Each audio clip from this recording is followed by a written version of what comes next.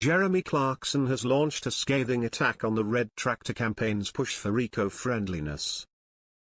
In his latest book, Diddly Squat, Home to Roost, the ex-Grand Tour host delves into the initiative by the Assured Food Standards, ASA, expressing his disdain for its new environmentally focused direction.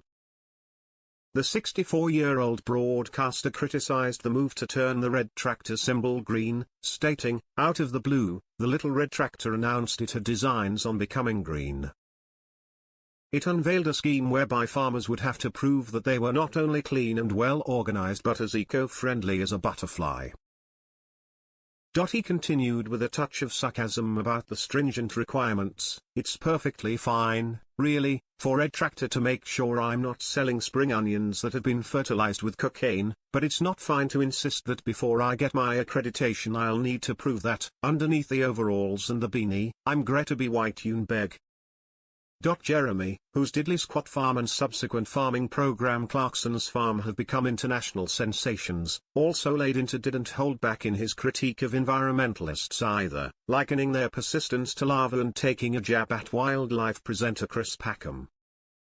He said, "Colin, the inspector, will be gone and, in his place, we are going to get one of those pink-haired lunatics who spend the morning throwing soup at paintings and is now in a pair of wellies made from hemp, stomping around the farm telling me to comply with a load of stuff she read about in an XR pamphlet."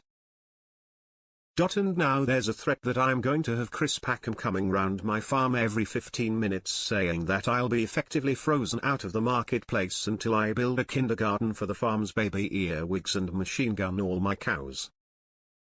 Despite his fervent rant, he also shared some love for the scheme's current form. He noted, "The next time you go food shopping, have a look to see if there's a little Red Tractor on the packaging somewhere." Explaining the significance of this symbol, Clarkson continued, "It's important because what this means is that the farmers who grew and reared all the ingredients have spent a whole day in the recent past rolling their eyes and being annoyed. In order to get a Red Tractor certification, my farm has to be inspected to make sure I'm not feeding my pigs dead dogs or using fairy liquid to wash the poultry."